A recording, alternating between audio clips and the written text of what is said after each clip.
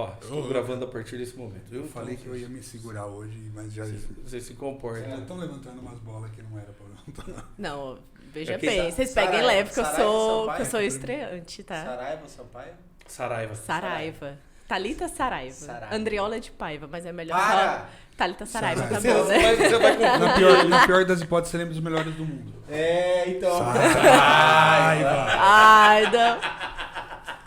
Não, Thalita Saraiva, tá bom. Saraiva. Você é da família Saraiva? Eu sempre escuto isso. É. Livraria Saraiva. Tem duas coisinhas. Nossa, verdade, livraria. Mas não tem nada a ver, A tá? primeira que a gente Não vai- sou herdeira. Hoje a entrevista é séria, mas não pode pegar ar. Tá. É. E a segunda é que sempre que o Pedroso te irritar, você fala 3, 2, 1. Rindo alto na mesa, no Paulo ao cubo. Agora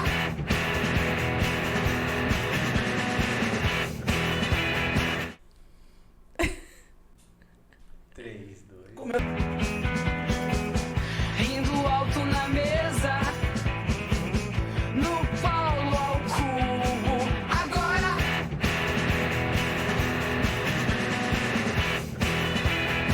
Direto, puto. Vai.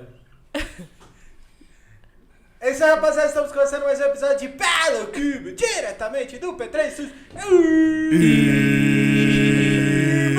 Brasil. Eu sou o Paulo Toscar aqui, o cara, mas eu tô como sempre nessa hora. Oi, Paulo. Oi, Paulo. Pepe, estamos melhor com a sua voz? Parece que esquentou um pouquinho, né? Eu dei uma... Tomou um pouco de chá de minhaca? Mas Parou de fumar. só um detalhe. É da semana que vem, né? Então, Você tem uma semana pra melhorar. Na semana eu que vai vem sair já vai antes estar do pior. Ah, é? Na semana que vem mesmo vai estar um pouquinho Vai pior ser que hoje. vai piorar com o tempo. Tá bom. Mas Você tá tá de legal. volta Mas pro a minha futuro. semana continua horrível, não fica sossegado. Tá beleza. E assim, futuro, cara. inclusive a gente tem que conversar sobre a minha semana depois, mas é outra Nossa. história. E é muito sério o que eu tô falando. Lá vem. Agora vai tirar o... Pedroso. Semana boa. Assim como a semana que vem vai ser. Meu Deus. Hoje temos como nossa convidada especial, ela que é ginecologista especializada em o que eu não vou falar porque eu sempre erro a palavra, ela que é da família mais importante da casa dela, a doutora Thalita Saraiva, senhoras e senhores. Introduza-se a nós, sua câmera está daqui. Oi, gente. Oi, gente, boa tarde. Prazer estar aqui com vocês. Obrigada pelo convite. De nada. Nosso tema hoje é um pouco mais especial, a gente está seguindo o mês de outubro, a gente teve algumas entrevistas e hoje a gente trouxe quem cuida das pacientes que a gente recebeu aqui. Então, qual que foi a sua motivação? Por que medicina e por que essa especialidade depois de ginecologia? Bom, por que medicina? Quando a gente tem que escolher a nossa profissão ali, né? O Paulo, que é professor, sabe, né? Com 18... Foi, né? Não é mais. Mas com 18 anos a gente tem que decidir o que a gente vai fazer dali pra frente, né? Eu acho particularmente muito cedo, mas com 18 anos a gente tem que ver mais ou menos para onde que vai, né? Qual profissão seguir. E aí eu tinha um vizinho, parece meio clichê, mas eu tinha um vizinho que estava passando por um problema oncológico. E aí a gente foi vendo ali mais ou menos, né? Como que estava passando, os exames, como que estava evoluindo. Então, naquilo eu falei, nossa, isso é bacana. Pode ser que seja por aí. Aí eu tentei vestibular, não passei a primeira vez. Depois, fiz um ano de cursinho, depois eu passei. Aí fiz medicina, né? No começo, não gostava de nada, assim, Fez onde? muito. Eu fiz na Unifenas, em Alfenas, no sul de Minas. Você nem percebe que ela é de Minas Gerais. Assim. Eu não tenho sotaque. Era mais pra cima. Mas eu não sou Não, mineira. mas aos 4 anos na faculdade deu um sotaquezinho, né? Tem assim, um- dá uma misturada, né? É. Mas eu sou baiana, né? E aí vim para Minas Pra para estudar. Aí foram 6 anos de faculdade. Nos primeiros anos você fica ali, né? Sem saber direito o que fazer. Você vê muita parte teórica nos primeiros anos. Nos 3 primeiros anos, vê bastante parte teórica. Vê um pouco de PSF, um pouco de contato com os pacientes, mas é bem pouco ainda no começo, né? Depois que gradualmente vai aumentando esse contato com os pacientes e com as especialidades. Então, no começo eu pensei em fazer otorrino, pensei em fazer gastro, entrei para as ligas, fazia acompanhamento, seguia alguns professores que admirava e aí fui pegando, conhecendo um pouco mais sobre a especialidade. E assim eu fui descartando também. Fui vendo o que era legal, o que não era. Ah, isso aqui não é para mim, ou isso aqui talvez seja. E aí fui passando, então, né, otorrino, oftalmo, gastro, várias especialidades, rádio. Aí quando foi no 5º ano, eu conheci um chefe, um mestre da mastologia, já no internato. O internato é quando a gente... São os 2 últimos anos da faculdade. É uma residência? Internato Não, é não. outra coisa? Internato é quando a gente realmente está no hospital e aí vê tudo que a gente aprendeu na prática, na teoria, a gente coloca em prática e começa a ver o dia a dia. Então, a gente vê a especialidade mais presente assim, no dia a dia, né? Então, eu fui conhecendo, né? E aí o chefe deixava a gente fazer as coisas, sempre com a supervisão dele, né? Então, a gente foi tendo contato e eu fui vendo que, nossa, a mastologia realmente é uma área super interessante, né? Porque a gente pode cuidar da mulher de diversas formas, né? Tanto ali no acompanhamento, depois, quando tiver uma suspeita, faz biópsia, faz cirurgia. Então, no tratamento oncológico mesmo, no segmento, no pós-câncer, né? Também, na reconstrução. Então, a gente participa desse momento difícil, né? Um momento crítico, né? Na vida de uma mulher, mas que tem cura, que tem como... Tem história depois, né? Ali não é o fim, né? Então tem muita coisa para fazer. Isso que eu ia perguntar, assim, vale aquela máxima, quanto antes descobre, maiores as chances de cura? Sim. Sempre? Sempre, sempre. Porque quando a gente descobre no começo, o tumor está menor, às vezes a lesão não é nem palpável. Então, o tamanho do tumor ele está proporcionalmente relacionado à agressividade. Então, quanto menor, se você pegar uma lesão não palpável, ele tem altíssimas chances de cura. Infelizmente, o inverso também é verdadeiro. Se caso, às vezes, uma doença um tamanho maior, às vezes já saiu até da mama, já foi para outros lugares, como axila, e aí tem metástases à distância também. Aí, nesse momento, a gente já não fala em cura, fala em controle. Tá. Ficou sério agora. Ficou. Que Não, mas você tudo tá bem. falando, eu tô lembrando uma convidada que veio da Isa, e o dela foi questão de 6 meses, ele saiu de uma azeitona para uma ameixa. O Muito tumor agressivo, cresce. muito agressivo, muito forte e visível, assim. Então, pela história que ela conta, pela forma que foi, como o namorado dela conta também, foi muito agressivo, muito forte, muito rápido. E o descaso até chegar a hora de, não, agora a gente vai ter que tratar para operar. Ela teve dois cenários, um que o descaso total e o outro que, cara, vamos cuidar, e muita gente começou a ajudar. Então, como se ela tivesse que passar por aquilo para ela poder ter força para seguir o resto, sabe? Entende? Sim.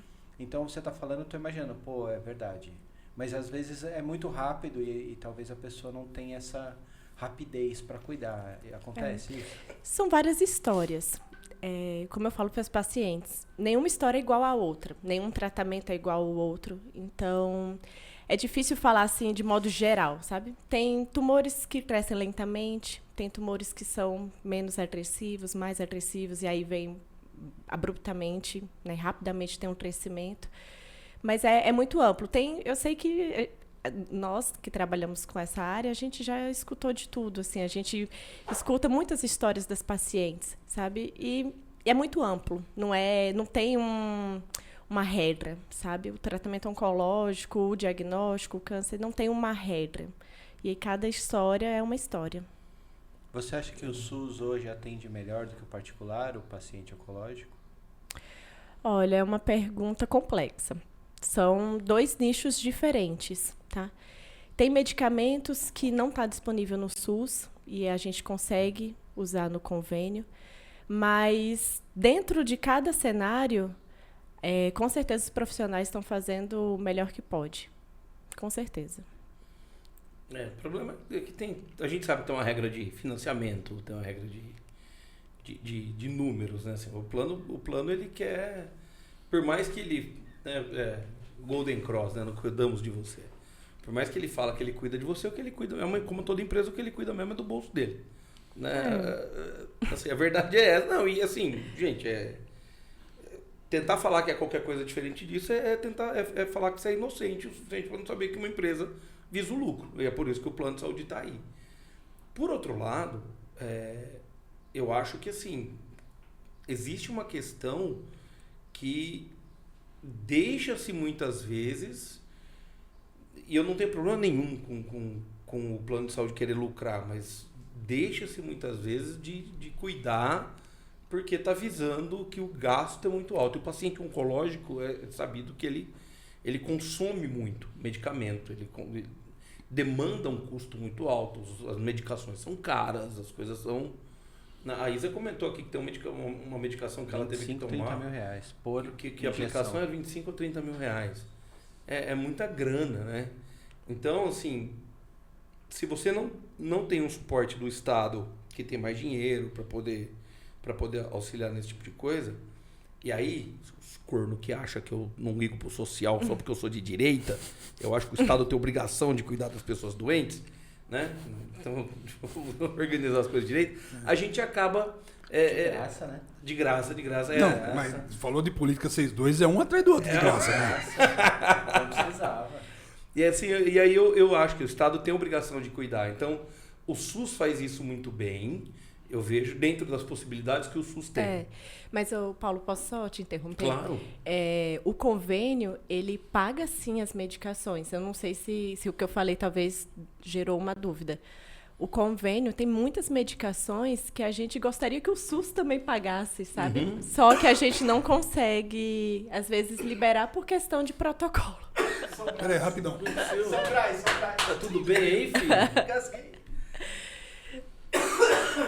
Quer de novo? Não, passou. Teve primeiro socorro na faculdade também? Não, só... Tive. Não use, por favor. Tive sim, mas ó, só pra falar, eu trabalho no convênio também, e no convênio também a gente tem muitas medicações bacanas e que a gente gostaria que, na verdade, o SUS também pudesse ter. Só que aí o SUS são coisas diferentes, né? O cenário convênio, a gente solicita essas medicações juntamente com o oncologista clínico que faz essa prescrição de medicamentos.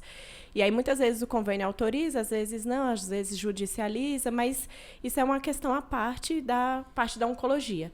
No cenário SUS, tudo depende dos protocolos autorizados pelo governo. A gente sabe das limitações do SUS, financeiramente falando, mas também, dentro do cenário do SUS, todo o tratamento é feito adequado, e que todos os profissionais vão estar fazendo sempre o melhor dentro de cada cenário, tá? Mas eu nunca duvidei disso, tá? Acho que assim, o médico, né, seja o médico oncologista, o mastologista, o gástrico, o médico que for.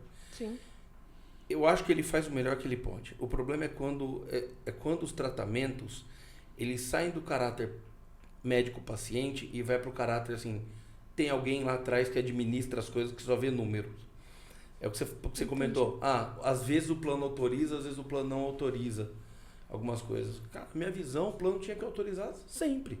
Se o paciente está doente, o médico enxerga que aquele é o melhor tratamento para ele, não tem por que alguém que é de administração do plano olhar e falar assim, nós não vamos pagar esse medicamento. Entende? É nesse ponto que eu quero chegar. Assim. A gente sempre faz o máximo para resolver, mas realmente, assim, em relação ao plano... Eu não sei exatamente como que funciona. Como eu te falei, não sou eu que faço essas medicações. O mastologista é o que vai fazer o diagnóstico, é o que vai fazer a cirurgia e o acompanhamento. Essa parte mesmo de quimioterapia, dessa relação com o convênio, de medicamentos, né? Imunoterapia é o oncologista. Aí é outra especialidade. Então, mas caminha junto, assim. A gente caminha junto. Falam bastante, assim. Bastante. Tipo assim, é uma equipe multidisciplinar. O tratamento oncológico, ele tem que ser multidisciplinar. De preferência, num centro oncológico, em que o paciente vá e que tenha a equipe da mastologia, o oncologista, o radioterapeuta, o radiologista da mama, né, que vai lá dar os exames, né, de mamografia, ultrassom. E aí lá, aquela equipe vai estar coesa, né, seguindo os mesmos protocolos, tendo acesso aos prontuários, e a gente está sempre conversando. Porque, às vezes, a gente vai operar primeiro e a quimioterapia vai ser depois.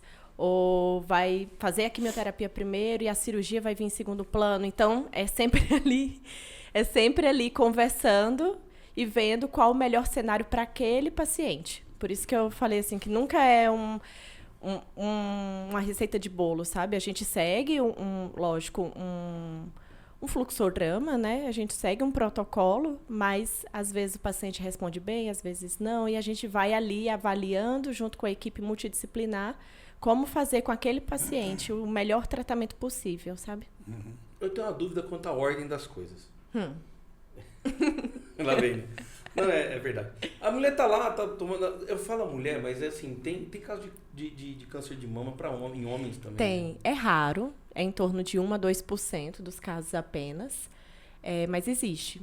E geralmente está relacionado assim com história familiar. Às vezes já tem uma mutação genética conhecida naquela família, já teve outros homens que teve, né, câncer de mama.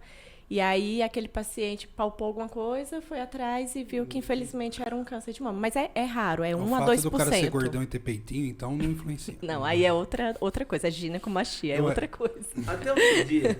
Ele Eu tava achei- na mesma classe de nós, gordão. Não, porque eu ia falar agora, eu acho Agora? que... Vocês Não, ficam tudo felizes, que ele, ai, tirou o estômago, tá magro. Aí, ó. mas eu Aí, ia ó. falar que desse eu tinha me livrado, mas... Né? Agora ele é 2 vezes minoria no podcast. É verdade. 2 vezes. E aí, assim, a mulher tá lá, tá tomando banho, ela palpou, sentiu alguma coisa. Aí vem a pergunta, assim, ela deve ir para o mastologista e ele encaminha para o oncologista, ou ela procura um oncologista e ele encaminha para o mastologista? Ela procura o ginecologista. Ou ele vai pro clínico de lá. Não, é porque a pergunta é a seguinte, existe uma ordem, ou qualquer uma dos dois que for não faz diferença, o cara vai... Não. Entendeu? Assim, essa é a pergunta. O ideal é procurar o especialista primeiro, o mastologista. O mastologista primeiro. Mas como o Paulo falou, muitos Paulos, né? Como o Paulo falou, a maioria procura o ginecologista. Mas procurar o especialista mastologista tá super bem também, tá super adequado, né? Então, procura o especialista, avalia. Porque muitas vezes, o que a mulher palpa pode ser sim um nódulo, pode ser sim um caroço, né?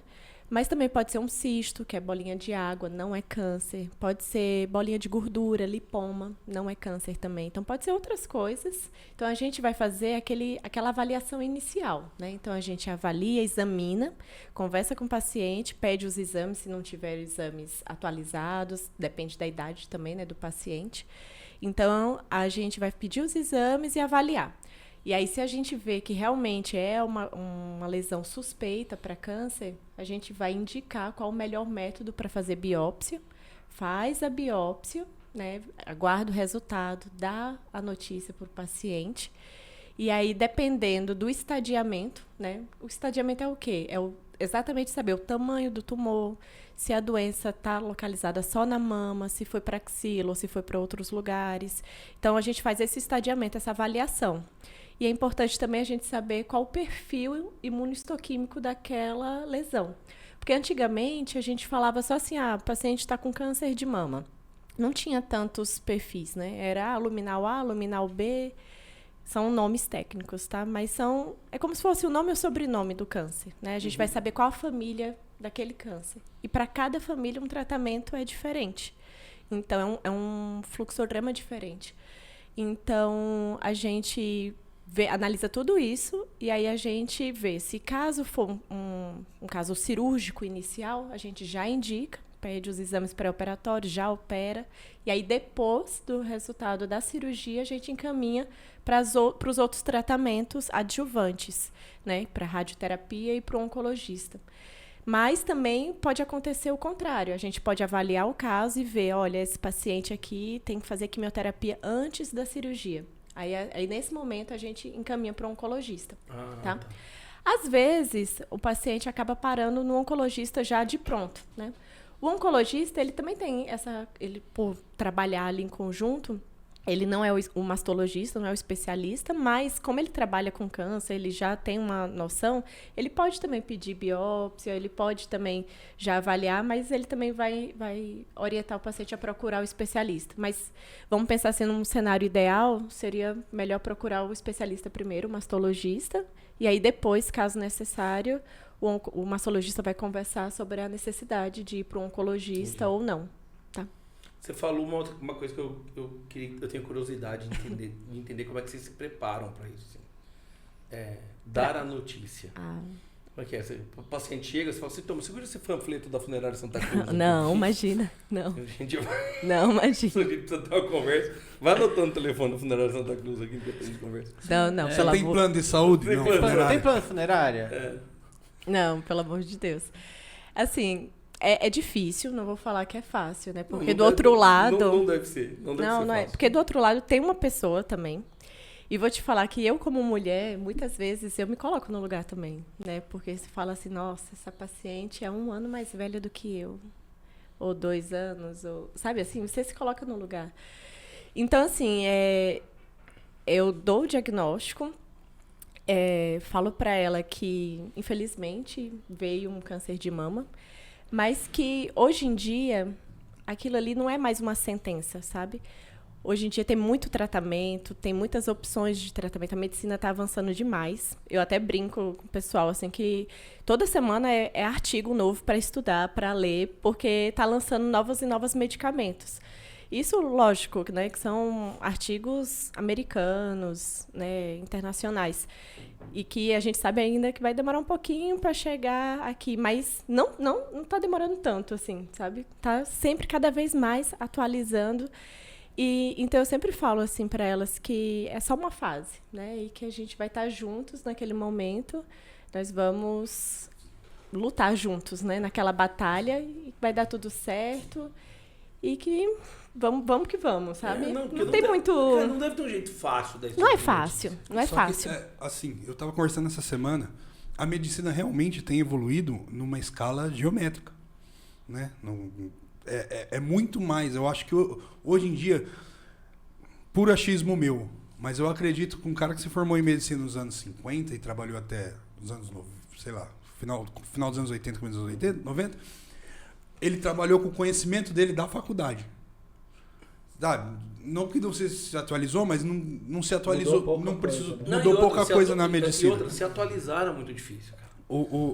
Hoje, o cara que se forma, cada caso eu acho que precisa estudar de novo para ver se tem alguma coisa nova, se tem alguma novidade. Então, mas hoje a gente tem muito mais acesso à informação. Tem. Então, isso serve para todo mundo. Né? A gente costuma olhar muito isso pro lado do eu sou da computação, sou da TI. A gente olha, todo dia tem coisa nova, tal, principalmente com a modinha da inteligência artificial e tal. Todo dia tem um negócio diferente, tem um negócio novo, a gente fala, nossa, a gente tem que estar sempre estudando. Mas se você tirar questões como assim, cara, sei lá, cara, tributário. Se bem que no Brasil o tributário é uma desgraça, muda todo dia também, não é um bom exemplo. No Brasil o tributário não é um bom exemplo, mas se você for fazer coisa como assim, cara, fundamentos da administração, que é um troço que o pessoal usa, Adam Smith desde 1900 e quanto, né, e Guaraná com rolha, e isso não muda muito. Mas áreas como medicina, né, odonto, cara, farmácia, deve ter muito fármaco novo vindo toda Sim. hora, muito teste e tal. Então não tem jeito, você tem que ficar se atualizando sempre. E eu vejo isso como algo muito bom. Sim. Né? O problema é que a gente tem que chegar uma hora que a gente precisa entender, e isso deve passar por isso, se for, todo dia tem um artigo para ler, mas tem 15 pacientes para atender. Se eu levar 45 minutos para atender cada paciente, 15 pacientes, eu trabalho 12 horas por dia. Eu vou ler artigo que horas, né? Então, Mas a gente lê. não, eu sei que Acredita que a vocês gente leem, lê ainda, mas tipo, à noite. como que entendeu? Mas como é que a não- gente aprende o seguinte, olha, eu não posso mais trabalhar 12 horas por dia porque eu tenho que, sei lá, eu preciso guardar 3 horas do meu dia todo dia para estudar coisas novas. Sabe assim, a gente acaba tendo esse dilema, e isso não é só a medicina, qualquer outra profissão. Você precisa ser mais produtivo em menos tempo para atender a mesma demanda e sobrar tempo para você se especializar. E é um equilíbrio difícil de manter, né? É difícil. E vamos falar de mulher que vai casar, vai ter filho. Ainda Tem isso também, né? Tem esse detalhe, Mas eu não estou levando em consideração a jornada dupla. Ainda tem essa jornada, né?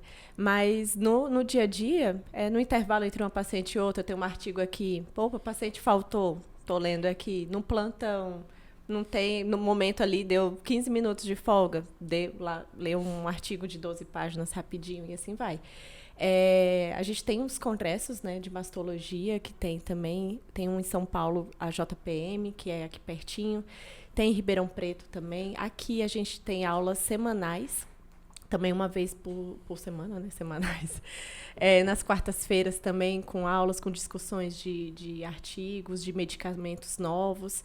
Então, a gente vai tentando, exatamente, se atualizar da maneira que dá, né? Nos espaços Nos vagos. espaços e à noite também. Tipo, tá em casa, filho dormiu, são 9 da noite, meia horinha, lê um artigo e assim vai. Tá vendo como a pessoa é evoluída? Meia horinha ler um artigo. Meia horinha, cara. Eu assisto um episódio e meio de sitcom. É verdade. Aí eu tenho algumas perguntas aqui de uma grande fã do nosso podcast. Tá. Que é a minha mulher, que ela nem vê a gente. Mas o episódio vai ser bom. Tem alguns médicos que falam que a mamografia só deve ser feita depois dos 50. O que você acha disso e o que você recomenda? Tá. Essa questão de fazer com 40 ou com 50 anos, na verdade, está muito relacionado aos protocolos do SUS. O SUS não é o médico em si, tá? O protocolo do SUS, até pouco tempo atrás, fazia mamografia a partir dos 50 anos e a cada 2 anos, tá? Então, esse era o protocolo do SUS. No convênio particular, a gente segue outro protocolo, de acordo com as sociedades brasileiras de mastologia, de Sociedade Brasileira de Radiologia. De acordo com essas sociedades, a gente começa a fazer mamografia a partir dos 40 anos e anualmente, tá?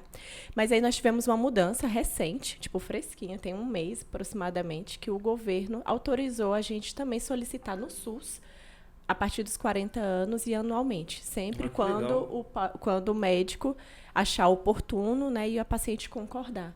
Então, nós temos essa novidade. Então, não é questão do médico, é de seguir protocolos mesmo. Viu? E pode atingir, o câncer de mama pode atingir mulheres mais jovens? Tem alguma... Pode. Infelizmente, a gente tem observado até uma crescente quanto a isso. Antigamente, a gente achava assim, câncer de mama é mais com mulher de 50 anos para cima, 60, 70 e assim por diante, né? Hoje em dia, a gente está observando um aumento, principalmente na população brasileira. Isso até é um questionamento geral dos mastologistas no Brasil, porque tem observado um crescimento significativo de câncer de mama com mulheres abaixo aí dos 50 anos. Então, foi até por isso que a Sociedade Brasileira adotou fazer mamografia a partir dos 40 anos. Excesso de pílula, excesso de comida com bastante hormônio, você acha que isso tudo influencia? Então, não tem muitos... Coca-Cola. Não, tenho certeza. Do glúten. Olha, não tem muitos estudos quanto a isso, de falar assim, o que está acontecendo, né, dessa população está ficando cada vez mais jovem e doente, né, com câncer de mama. Mas a gente sabe que a alimentação interfere sim, os hábitos de vida interferem. Então, a mulher acabou deixando para ter filhos após os 30 anos, uma vida mais sedentária, uma alimentação, né, não regrada. Pode sim, e eu acredito, na verdade, que essa é a chave, né? Que está totalmente relacionado ao aumento do risco do câncer de mama. Mas não tem um estudo assim relacionado explicando que foi exatamente por causa disso, de anticoncepcional, não. Os estudos que viram até agora foi que anticoncepcional não aumenta o risco de câncer de mama, e viu que algumas coisas protegem. Então, por exemplo, atividade física protege ter câncer de mama. Quando a gente fala protege, não quer dizer que zera, que aquele paciente não vai ter. Não, reduz o risco, tá? Então, a gente está falando de redução de risco, exato. Então, fazer atividade física, uma alimentação balanceada, com frutas, verduras, legumes, controlar o peso, né? Não ter a obesidade. Então, tudo isso, sim, interfere e são fatores de proteção para evitar o câncer de mama. E os principais riscos para que possa ter esse desenvolvimento do câncer de mama? Tem alguma questão de alimentação, alguma coisa, ou só o histórico familiar? Como é que funciona? Não, olha, os principais fatores de risco são 2 que a gente não consegue mudar, que é a idade e o sexo. Só o fato da mulher ser mulher e dela estar envelhecendo, ela já tem 2 fatores de risco para ter câncer de mama. E aí nós temos outros fatores de risco que a gente pode modificar. E aí entra o não fumar, não beber, controlar o peso, né, praticar atividade física. Então, tudo isso ajuda a gente a reduzir, a amamentar, ter filhos, né? Eu sei que hoje em dia a gente... Né, é uma questão, é outro podcast, né? Falar sobre ter filhos ou não, né? A maternidade ajuda a evitar, ajuda a diminuir o risco de ter? Diminui porque você vai amamentar, né? E durante a gestação e a amamentação, a mama ela sofre um processo de transformação. Então, a mama que era densa vai passar a ser um pouco mais lipossubstituída, vai ser mais gordurosa. Isso diminui o risco, né, de ter câncer de mama. Mas também não quer dizer que vai evitar, tá? Eu falo isso porque eu recebo, às vezes, paciente que fala assim, nossa, doutora, mas por que aconteceu comigo? Eu amamentei tantos anos e falam que não vai ter câncer de mama quem amamenta. Não, a gente está falando de redução, vai reduzir o seu risco. Mas pode vir a acontecer? Pode. Por isso, a importância de fazer o rastreamento, né? E aí toda a campanha anual, né? Faça mamografia, faça o autoexame. Porque, infelizmente, é uma doença que pode acontecer? Pode, mesmo você tomando todos esses cuidados. A probabilidade é uma questão de probabilidade mesmo. A probabilidade é uma sem vergonha, ela vai acabar. E tem a questão também familiar. E tem a questão também familiar, genética, né? Muitos pacientes falam assim, doutora, eu não vou fazer mamografia, eu não tenho um histórico na família. Ter câncer de mama na família não quer dizer que você está ou não autorizada a não fazer exames ou ficar mais tranquila. Não. Quando aqueles casos de câncer de mama familiar, que é genético, é somente 10% dos casos. Os outros 90% dos casos de câncer de mama ocorrem esporadicamente. Às vezes, aquela paciente pode ser o primeiro caso daquela família, né? Então, não é para todo mundo fazer o autoexame, é para todo mundo fazer a mamografia, tendo ou não histórico na família, tendo ou não amamentado, sabe? É para todo mundo fazer. Essa é uma prevenção, tem uma que ser prevenção, geral, tem né? que ser geral. Tem que ser geral. Prevenção. Eu acho que esse é um grande problema, assim, a gente previne-se muito pouco das coisas, né? Então, e aí tem todos os tabus envolvidos, né? Porque dizem que o exame, a mamografia dói pra caralho fazer. Dói, é verdade? Não, porque eu fico imaginando, porque tipo, é botar o peito Vamos pôr o seu... na chapa de luz. Vamos apertar Não, mas não tô falando, cara, mas eu tô me solidarizando, não tô radicalizando, não. Deve doer pra caramba. E aí tem gente que tem medo, cara, de sentir dor, seja pra exame que for. Tem gente que tem medo, bicho. É assim. Quer um exemplo besta? Eu tenho pavor de dentista. Porque quando eu era criança, cara, eu peguei um dentista que o cara me tratou um canal que a anestesia não pegava, acho que ele estava muito inflamado, enfim. Eu sofri que nem um cachorro.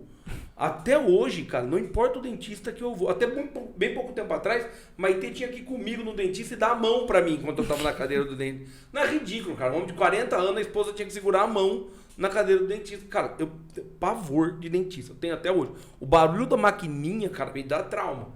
Então, assim, tem gente que tem medo de fazer exame, mas você tem que fazer, tipo, eu tenho medo do dentista, tem que ir, né? Mesmo sabendo que hoje não dói coisa nenhuma. Então, é por isso que eu perguntei, é verdade que dói ou é só medo que colocam na cabeça das pessoas? A dor, o incômodo é subjetivo, né? Então, tem pacientes que vai sentir... É sério. Tá tentando passar a conversa, tá passando a conversa na gente, vamos lá. Não é subjetivo. Tem paciente que... Eu nunca fiz mamografia. Eu nunca fiz mamografia, então não vou dar minha opinião. Mas que é né? Tem pacientes que falam assim, é incômodo, doutora, assim, de apertar. Mas tem outros que falam que é uma dor absurda. Não dói, assim, sabe? Eu acho que é subjetivo, né? Depende, como você falou, Paulo, do limiar, da dor de cada um, mas... E é aquilo, assim, é um exame tão importante, sabe? É um exame que pode diagnosticar o câncer de mama quando está ainda nas microcalcificações, numa lesão não palpável. Assim, quando descobre na mamografia, nesse cenário de microcalcificações, a paciente tem 95% de chance de cura, sabe? Então, é um exame tão importante, que tem que fazer, sabe? Mesmo que doa um pouquinho. Então, eu não sei se dói de verdade, mas as pacientes falam que não dói. A maioria das pacientes falam que não dói. Outras falam, doutora, é um incômodozinho, é um apertinho. Então, outras já falam que dói bastante. Mas isso depende muito da sensibilidade de cada um, acredito. Mas tem um pouco de mito também, né? As pessoas assustam bem. Aí as pacientes já chegam nervosas, ansiosas. Então, consequentemente, isso vai interferir na percepção de dor, de incômodo, né? Pra mim, a máquina que faz o exame de mamografia, É uma máquina igual aquelas tábuas de passar roupa, sabe, americana, assim, que você bota o negócio e vai... Tira, assim, tem que apertar e tal, pra ficar retinho. Prensa de camiseta. Prensa que de vai camiseta, jogar aquelas estampa. prensas de camiseta. Eu não faço ideia de como é que é a máquina que faz a mamografia. Eu não tenho a menor ideia de como é que é. Então, e aí quando eu não tenho ideia do que é, eu penso naquilo que, né, minha cabeça ajuda a pensar. Mas Até bem um pouco tempo atrás eu lembrava da chapa de lanche do Oscar. Mas sabe o que Prensadão. que é? A mamografia nada mais é que um raio-x. Então, tem um raio-x do tórax, tem um raio-x da mama. Então, nada mais é que um raio-x, né? Então, vai ter um filme. E aí, a gente precisa fazer a compressão da mama adequada para poder o tecido mamário se espalhar. Na hora que se espalha, a gente vê o que está ali por trás. Se não apertar tão bem, o tecido mamário, às vezes, pode Cobre alguma coisa pode que não precisa recobrir algum nódulo pequeno que está ali e a pessoa não vai ver. Então, por isso que tem que realmente fazer a tem que- compressão e aí E aí a espalhar. chapa tira de cima. É assim? É de lado. de lado? Tem duas incidências principais, né, para fazer rastreamento. Então, tem uma que realmente aperta assim, crânio caudal, né, e tem a que aperta assim, fazendo a incidência médio oblíquo lateral. Então, são duas incidências que vai complementar e ver a mama Eu duvido que se você tem repete. alguma lesão. Eu duvido que você repete o que ela falou. Incidência médio Não, é que eu tô imaginando assim, ó. lateral. Mulheres, Fácil mesmo. desculpa. Tá apertando aqui, ó. Pluc. O biquinho. Pluc. Desculpa. Não, não é assim. Ele tá pensando no peru de Natal já. No filho da Não, sadia. não, gente, não é assim. Não é assim. Não, mas Mas é você isso. falou uma coisa que eu não sabia, que era um raio-x, por exemplo. Eu não, Explicando não sei se era bem. Um ultrassom, Não. radiação alfa mesmo ali. É, E aí, explicando independente bem. do movimento que a máquina faz, ela faz pra pegar o raio-x e tirar o resultado, é isso? Pra Tipo, cada um não, tem uma finalidade. não, essas duas são feitas rotineiramente em todas as pacientes. O objetivo é tentar realmente ver se não tem nada, nenhuma lesão Entendi. pequena. A gente está falando de lesões minuciosas, assim, que é um grãozinho de areia, Sim, sabe? igual que Muitas vezes a gente não vê. A Alessandra falou dela, ele eram microlesões e pulverizado na mama. Era. Então, e aí, quando faz essas duas incidências, é com o objetivo de tentar ver a mama como um todo, né? E ter a certeza que pegou toda a mama e que não tem nada. Então, essas duas incidências é rotineiro. Aí tem algumas que precisam fazer incidências adicionais. Então, às vezes, as pacientes reclamam que tem que fazer mais incidências do que só essas duas, sabe? Mas, como eu falei, é um exame tão importante, que não vale a pena ter o medo, sabe? Vá com medo mesmo, mas vá e faça, da sabe? A cabeça. sua E mamografia. atualmente a gente tem tratamentos menos doloridos e mais modernos.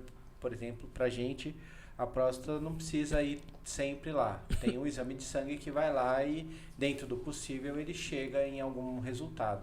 Você só vai lá se ou você tá mais velho. Não, mas tem um limite isso aí também. Ninguém não? falou isso pra ele, né? Não, mas tem um limite isso aí também. Até tal idade dá pra fazer com o exame de sangue. Não, Depois mas- recomenda entendi. Mas sintomas. que se der alguma alteração do Filho, sangue... tem problema aí com já isso faz não, o cara. tom. Eu tenho tanto medo de câncer que se eu precisar fazer exame toda semana eu faço. É isso aí. Inclusive, já sabendo que não tem, você continua indo pra confirmar. Inclusive eu tô escrevendo um rapaz fortinho que mora no prédio lá num curso pra ele poder fazer o exame em casa pra mim. Ai, meu Deus. CT. Não, mas assim, ó, isso é um tabu, cara. Não, Isso é um tabu que é feio. Assim, verdade, cara. Assim, meu, nego tem medo. Bom, já falei, a primeira vez que eu tive que fazer um exame de toque, eu tinha 20 e poucos anos. É que a diferença é que o médico fez assim, né? Não, eu tinha 20 e poucos anos. O Por que, isso que ele que gostou aconteceu? Eu tava trabalhando fora, eu tenho muita hemorroide interna e começou a ter sangramento. E eu fui no banheiro, tinha sangramento. E aí cara, fiquei com medo, obviamente. Né? Aí, Sim, tem que passar por avaliação, isso é, mesmo. foi- Tem aí, que... foi- aí a minha esposa marcou um médico, fui no médico e tal. O médico chegou, olhou e falou assim, expliquei pra ele, ele fez assim pra mim, só examinando. Eu falei, tá bom. Aí fui lá na salinha, falou, ó, baixa a calça, encosta ali, morde essa toalhinha aqui. Não, tô de sacanagem, uma toalhinha não mundo mordendo não. Pô, a mãe mandou. Aí o cara fez um exame. Cara, e é um exame tão rápido. Uma ou duas mãos no ombro. O exame é tão rápido. Não, cara, sério, o exame é tão rápido, tão besta, velho, que não tem motivo pra alguém não fazer, cara. Não tem motivo pra alguém não fazer. E aí a gente fica nessa de fazendo. A gente faz piadinha, e eu faço também as piadinhas, mas, cara, é importante que, assim, se você conhece gente que realmente leva essas piadinhas a sério e fica com medo de ir, cara, você tem que ser infusivo e falar, cara, vai, meu, não é Mano, isso. Eu também fiz com Sabe, 20 e poucos tem anos. amiga, qual que é o preconceito? Você tem medo do quê? Eu também eu já gostar. falei aqui também, eu fiz o exame com 20 e poucos anos. E aí, qual foi minha técnica? Eu cheguei e dei uma olhada na mão do médico. Aí eu pensei, eu juro que eu pensei isso. Ai, meu Deus. Doutor, eu sei que não tem problema, mas eu vou pedir desculpa como mulher, tá? Mas eu juro que eu pensei assim, eu já caguei mais grosso que isso. Que horror. Não vai ter problema. E fui. Que Cara, só tem mudou que a minha fazer, direção, tem que fazer, velho. velho. A única. Eu queria uma câmera aqui, ó. Cara, do... Ó, já fica a dica aí que Novembro Azul, né? Novembro De Azul. próstata. Tem o poeminha, né? Por causa de prova. A gente tá procurando um médico pra vir aqui fazer exame ao Tem vivo. a né, Butcher indicou, Vai fazer o exame ao vivo, a gente vai estar em live. Eu tô vendo com um também já. Com o meu, meu urologista, eu tô conversando E com aí, como que a rede de apoio pode fortalecer a mulher nesse descobrir o que tem? E aí, o que a rede de apoio pode fazer para deixar esse fardo mais leve? Olha, é muito importante a rede de apoio participar das consultas e estar presente ali durante o tratamento, né? Durante as sessões de quimioterapia, nas consultas com o mastologista, no pós-operatório, né? Depois da cirurgia a gente sempre passa umas orientações, né, de repouso e tal. Então é importante a rede de apoio estar ali, porque aquele paciente vai precisar, né, de alguém que faça alguma coisa ali por ele, né, durante a recuperação.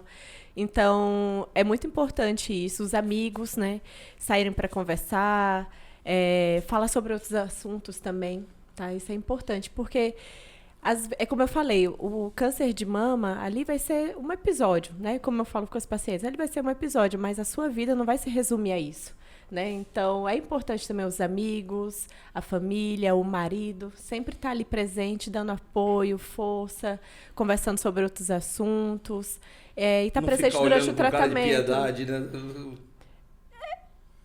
Mas Não abandonar, né? Porque a gente teve Não caso aqui de que o cara meteu o pé. isso é comum, A mulher infelizmente. saindo da operação, o cara indo embora com a outra.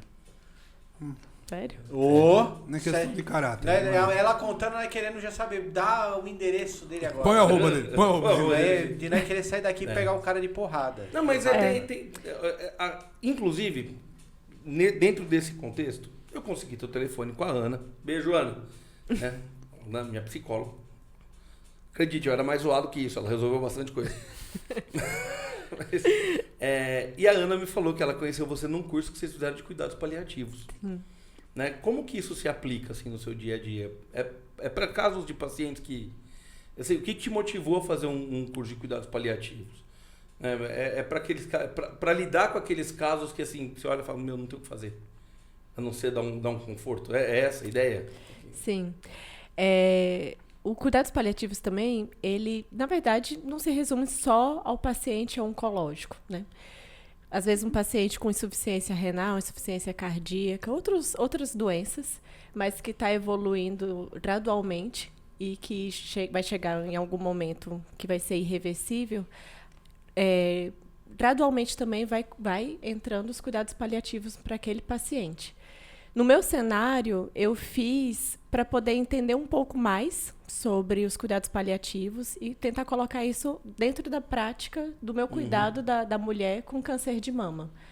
Então, a gente sabe que cuidados paliativos ele começa desde o diagnóstico. Então, quando a gente dá um diagnóstico de câncer de mama, os cuidados paliativos já estão ali, né? No momento do acolhimento, no cuidado do que aquele paciente vai precisar fazer mais, né?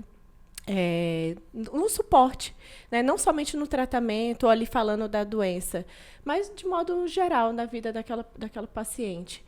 Né? Então, os cuidados paliativos já começam aí no diagnóstico. E aí, no momento em que gradualmente a doença vai evoluindo e às vezes chega naquele momento que a gente não fala de cura, mas fala de controle, também vai crescendo os cuidados paliativos, a atuação dos cuidados paliativos, para trazer mais conforto para o paciente nesse momento tão crítico, né?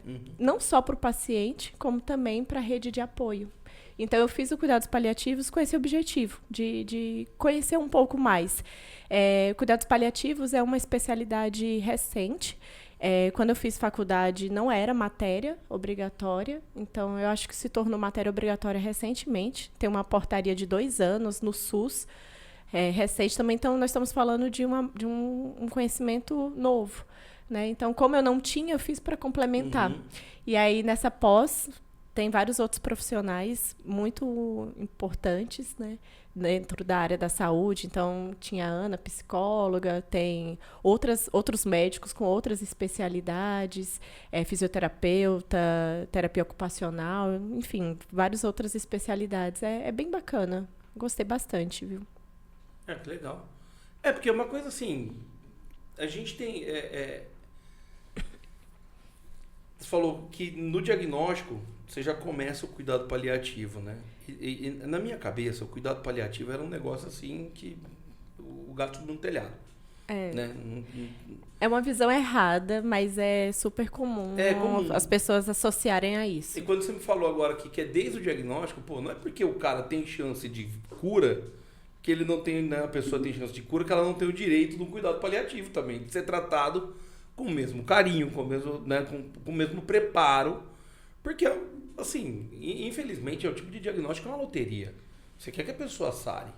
Você fala assim, descobre no começo, tem 95% de chance de cura. Sim. Puta, é uma chance boa. Mas muito existe boa. 5. Mas tem 5% ali, cara, que eles vão ser a sombra na cabeça da pessoa até o momento em que as coisas acabarem de um jeito ou de outro.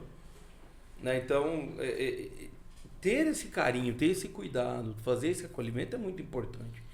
E uma coisa que eu sempre quis perguntar para um médico, não necessariamente para um mastologista. Tá.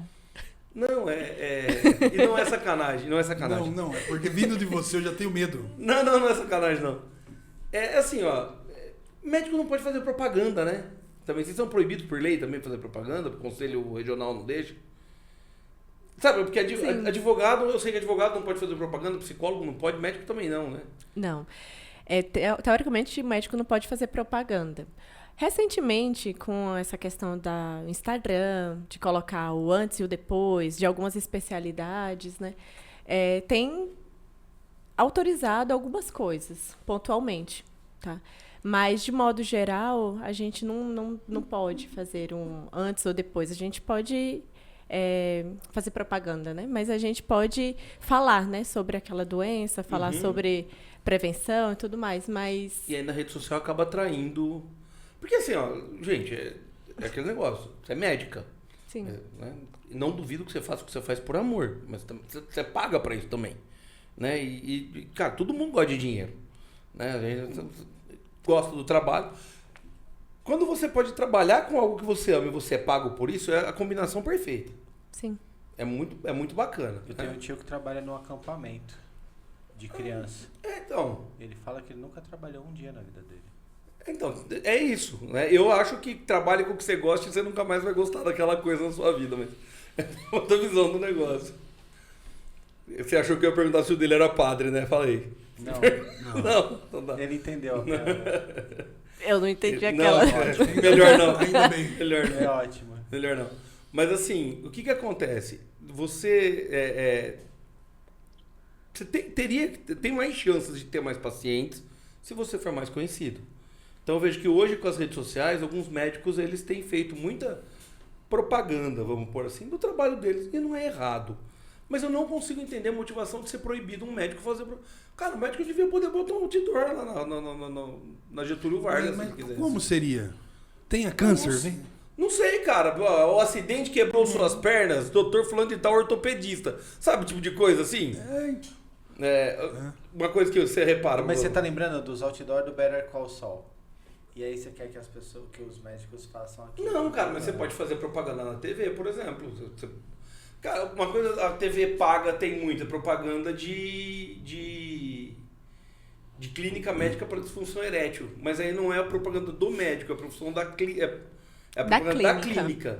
Então a clínica faz uma propaganda e lá tem os médicos. Aquele Boston Medical Group. Boston Medical Group, tem, entendeu? Então assim, aí você tem o grupo Fleury, você tem o Unimed faz propaganda. Mas o médico por si só, ele não faz propaganda, não pode.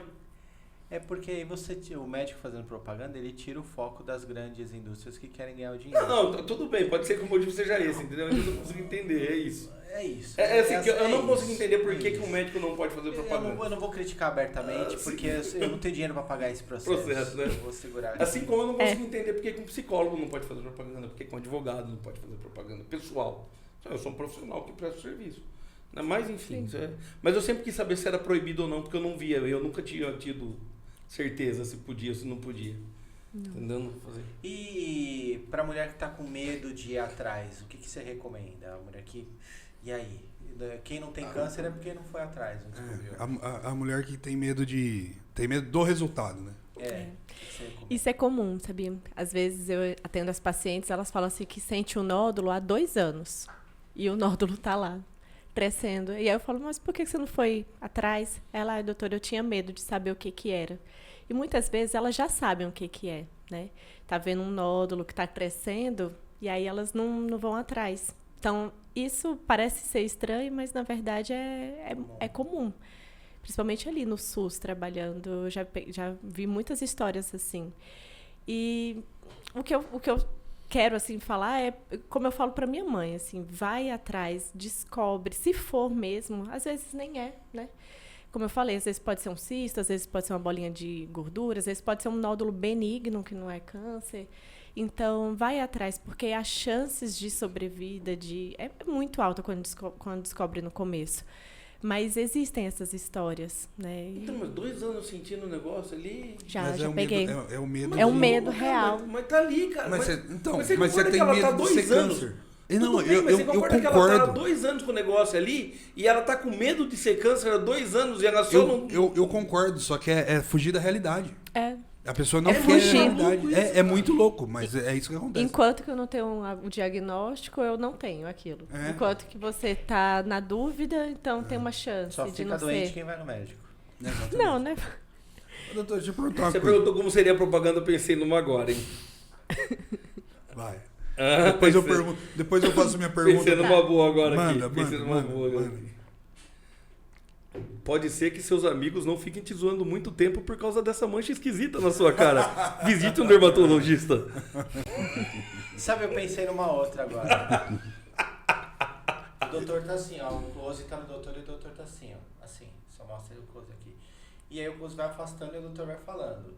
Você não deve evitar e procurar um médico. Vá sempre. Ele vai e chega, mostra um cara só a partezinha e o doutor aqui. É boa também.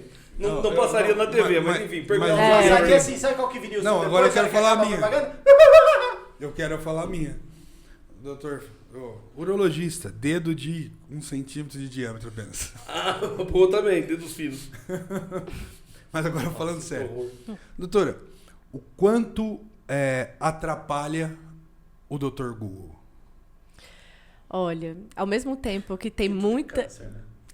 Ao mesmo tempo que é muita informação, mas assusta também. As pacientes muitas vezes chegam lá pra gente e falam assim, doutora, tô com câncer. Aí mostra o exame, é um BIRADS 4. É uma classificação 4 que está indicando fazer biópsia. Não falou o que é. Só que na hora que digitou ali no Google, aí já aparece imagem de câncer, histórias de câncer, de tratamento. Então o paciente já fala assim, esse 4 é câncer. Mas na verdade aquele 4 só está indicando fazer biópsia. Então, quando chega comigo na consulta, as pacientes, quando vão atrás do Google, né, elas já olham e falam assim, olha, doutora, estou com câncer. Aí eu tento acalmar e falar, não, calma, é uma biópsia. Nós vamos passar por uma biópsia e aí a gente vai saber o que é. Aí, às vezes às vezes não, né? Mas aí é outra consulta, né? Mas já vem com a pesquisa do Google impressa. Não, elas vêm realmente muito assustadas. Então, ao mesmo tempo que é muita informação, então, só que a gente também tem que saber filtrar o que está lá, né? Porque tem várias coisas, né? Tem assuntos, assim, diversos. E o Então a contrário? pessoa tem que saber filtrar. E o contrário? Fala assim, eu tinha esse aqui, mas o Google falou que não era nada. Nunca peguei uma situação dessa. Olhei no Mas- Google, falou que não era nada, mas agora tá quase que Mas saindo que, pra cima. mas que bom que o paciente marcou a consulta, né? Porque aí eu vou falar que, tipo, não, vamos fazer uma biópsia. Não, tem sei lá, tem que tô- investigar. Eu tô Mas nisso aqui geralmente. faz 3 anos, só que o Google falou que não. Geralmente é o contrário, viu? Geralmente é o contrário. É tipo, doutora, eu tô com. Tanto que tem paciente que fala assim, doutora, hoje em dia, depois que eu aprendi a não abrir exame, mas eu trago aqui para vocês olharem e vocês me explicarem. Porque muitos pacientes às vezes vão olhar o exame e não vai entender. Eu faço questão Aí de joga, não fazer no, isso. joga Uma no coisa- Google e vai. Você falou uma coisa que é uma Desesperado. verdade. Porque assim, quantas pessoas não vão procurar... Porque assim, a gente tem uma estatística de quantas pessoas não tem nada, mas viram no Google que era câncer e foram procurar um médico. Sim. Porque eles estavam desesperados. Mas a gente não consegue ter uma estatística de quantas pessoas olharam no Google e É o Google verdade. falou que não era nada e ela simplesmente não foi atrás. É verdade. Eu nunca tive nenhuma Entendeu? paciente que falou isso. Então, É, não, Mas não porque sei. A pessoa acha que também não... Desencana. Tipo, não é nada. E aí ela nem lembra que aconteceu Mas isso. isso é verdade. Então a gente sempre fala, gente, o médico pediu o exame, mostra pro médico, leva, sabe? E tenta entender, porque o médico ali, ele estudou para isso, ele é capacitado para isso, ele vai saber te orientar e explicar tudo que você tem que fazer, os próximos passos e não assustar de vez e não procurar o doutor do Google. Cara, eu olho todos os exames. Mas toda vez que eu olho um exame que eu faço, eu me arrependo. Eu tenho dificuldade para interpretar a lista de compra que a Maitê põe lá no supermercado para mim, cara. O nome disso é dislexia. Não, isso é ela que tem. Aí ela não escreve desse jeito. Não, mentira. Mas eu tenho dificuldade. Eu duro que ela é dislexa mesmo. Se ela me ver falando, vai ficar Peraí que eu vou chamar ela lá. Que ela tá Mas eu tenho dificuldade de interpretar coisas assim. E tem uma linguagem muito técnica, muito, Sim. né? Aí você olha, puta, displasia. Aí você joga no Google displasia, alteração da célula. É. É complicado. Então a gente vive um momento muito Uma vez difícil, assim. Uma vez a gente estava conversando com um médico, eu estava conversando com um médico, um amigo, e eu falei assim, e tem uns nomes engraçados, a gente sempre vai procurar no Google e tal, e aí ele falou pra mim assim, procura um negócio aí, chama Facite de Fournier, eu lembro do nome até hoje. Aí eu fui procurar, eu falei... Procura depois. Não, Você em casa, eu já Facite fiz- de já Fournier, fiz isso a procura. primeira vez. Você já pegou a gente isso. Já fiz. Não que me pega no nojo, mas... Eu lembrei semana passada que eu tava editando o corte. Ah, é? Você tá louco. Não, mas a gente olha, tem muito termo técnico, a gente não conhece, não faz ideia. Sim. E aí você olha, fala, puta, e aí a pessoa, alteração. Essa é a frase que a palavra que pega. Você não entende nada do resto, mas a palavra alteração é uma coisa que não tá normal. Não tá normal. É isso mesmo. Não tá bem. Tratamentos, assim, tem uma média de tempo que dura o tratamento? Então, por exemplo, olha, descobriu, vai começar com a químio, ou vai começar com a cirurgia primeiro, depois fazer a químio, então, mas em média, um doente oncológico de câncer de mama, quanto tempo tem o tratamento? Tá. Depende do tratamento, né? Como eu falei, dependendo do perfil imunohistoquímico, a gente vai saber qual a família daquele tumor e assim definir quais são os tratamentos que aquele paciente vai passar. Então, quimioterapia gira em torno aí de 6 meses. A cirurgia, então, faz cirurgia, recupera, então vamos colocar aí uns 30 dias, né? De recuperação total aí da cirurgia. Radioterapia, aí depende. Tem pacientes que vão fazer 5 sessões, 15, 18, 33 sessões de radioterapia. Então, é variável também. Então, aproximadamente aí uns 2 meses, né? Aproximadamente. Tem um medicamento chamado tamoxifeno, né, que alguns pacientes tomam por 5 anos, algumas por 2 anos, outras por 10 anos. Então, é variável, depende realmente de cada caso e de cada perfil imunohistoquímico do tumor. E mesmo que acabe todas as etapas de químio, cirurgia, rádio e tal, se estiver tomando medicação, vocês ainda consideram como estando em tratamento? Sim, continua estando em tratamento. E aí aquele paciente vai acompanhar, na verdade, pro resto da vida, né? No começo, a gente vai acompanhar de 3 em 3 meses, isso nos 2 primeiros anos, após a realização da cirurgia. Depois, a gente acompanha de 6 em 6 meses por 5 anos, né? E aí, depois de 5 anos, a gente vai acompanhando uma vez ao ano. Mas esse paciente a gente acompanha para o resto da vida. O ideal é fazer o acompanhamento do paciente com mastologista uma vez ao ano. Ainda que tenha sido um diagnóstico de cura, assim. Ó. Sim. É. Aquele paciente sempre vai passar na Entre consulta uma remissão, vez ao termo, ano. né? Entre remissão, esse é o termo que usa? Isso, cura, remissão. Cura, remissão. E aí a gente faz acompanhamento, mas é um acompanhamento anual, um rastreamento, fazer a mamografia e examinar anualmente. Uhum. É aquele exame que você vai tranquilo, falando, eu só vou eu vou pra ver que não tem nada. Então, esses são os bons, né? Mas... Não, é que você vai tranquilo. O problema é quando você for. Não, vamos embora. Não, porque tem, cara. Porque assim, ó, é uma verdade. Assim, ó, Eu não queria é que eu tenho uma coisa pra contar que eu não queria contar no ar. Tá tudo bem. Não, mas tem exame que você vai tranquilo. Você fala assim, cara, a Leia comentou aqui que ela foi fazer a mamografia dela e tal, e ela foi tranquilona, porque sempre tava tudo bem. E quando ela foi pegar o resultado, ela teve um diagnóstico de câncer, entendeu? Exatamente porque você pode ter uma notícia ruim que você tem que ir mesmo que você esteja tranquilo.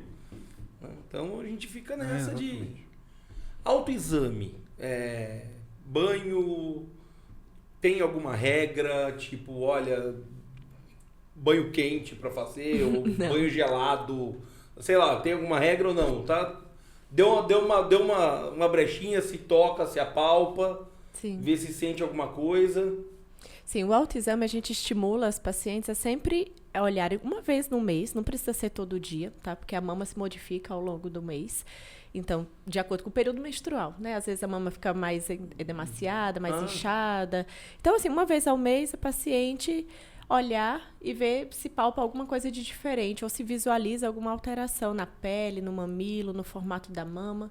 Então, a gente recomenda uma vez ao mês. Pode ser no banho, pode ser antes de dormir, pode ser à tarde, depois do almoço, tô tranquila aqui, vou ali rapidinho, olha no espelho, né? Levanta as mãos, põe a mão na cintura, avalia, né? Como é que tá a pele, como é que tá a pele da mama, se não tá vermelha, se o mamilo tá normal, se ele não tá retraído, se tá saindo alguma secreção espontânea pelo mamilo. Se passa, da hora do toque, né? Vai sentir se sente algum nódulo, alguma alteração, né?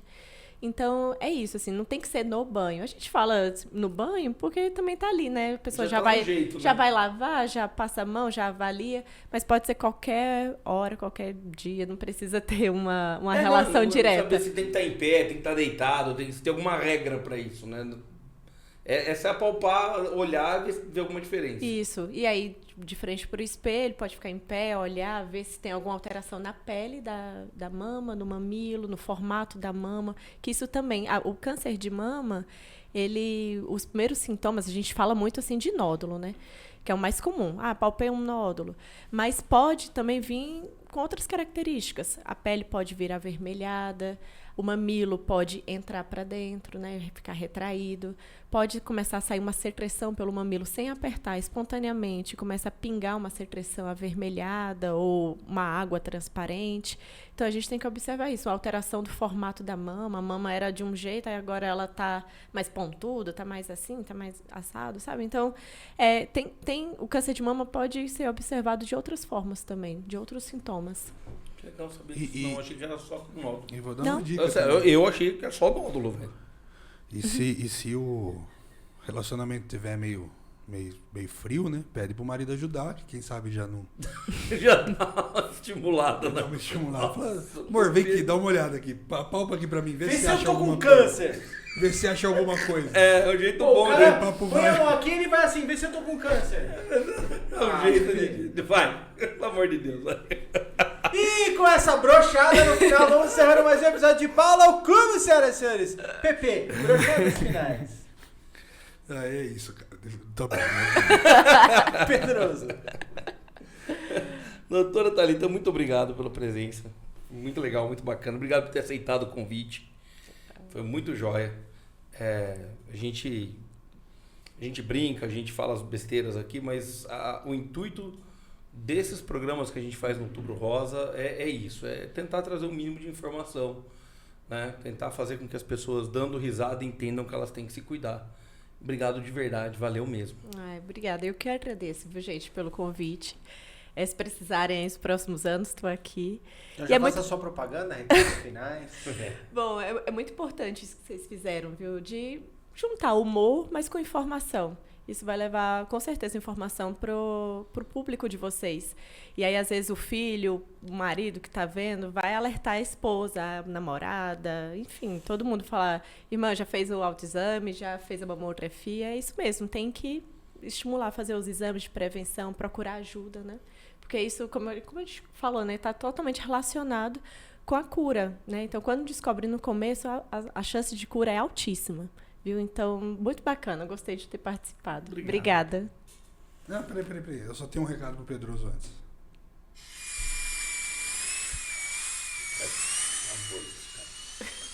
Pronto.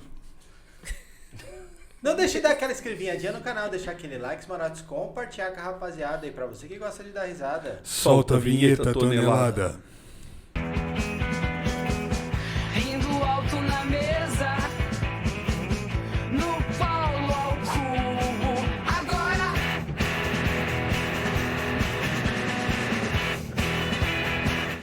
E é como eu sempre digo nessa hora. Tchau, Paulo. Tchau, doutora. Aí eu falo o seguinte, é como eu sempre digo nessa hora. Você fala, tchau, Paulo. A gente podia meter um Saraiva. Não. Vamos fazer sério hoje. Tchau, doutora, tá bom. Tchau, doutora.